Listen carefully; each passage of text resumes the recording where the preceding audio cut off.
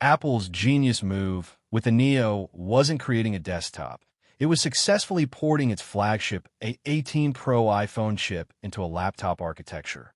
By utilizing the same 3nm process technology found in the iPhone 16 Pro, Apple achieved extreme power efficiency.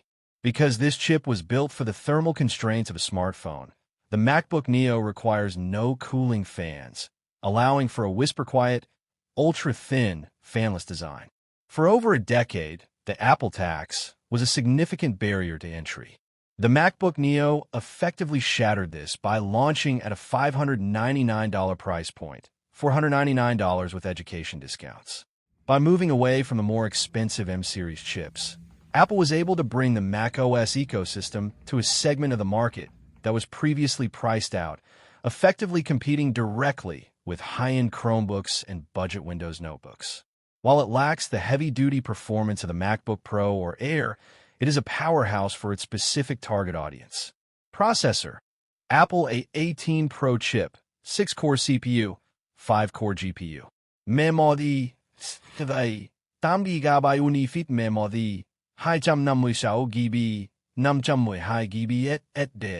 Display: 13-inch liquid retina display, 500 nits, 2408 by 1506 resolution. Design: recycled aluminum unibody, available in vibrant colors like indigo, blush, and citrus. Battery life: real-world testing shows approximately 13.5 hours, making it ideal for students and remote workers.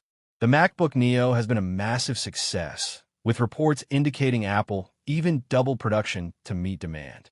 It has forced competitors, including Microsoft, to scramble with their own counter-marketing efforts, as the Neo has become the default recommendation for anyone needing a reliable, premium-feeling laptop without a professional-grade price tag. If you're planning to create content about this, it would be much more impactful to pivot the narrative toward how Apple successfully commoditized pro efficiency.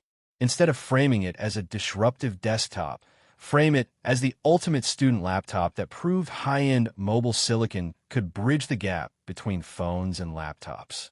Does this updated context help you refocus your project, or would you like to explore the specifics of its reception by the tech community?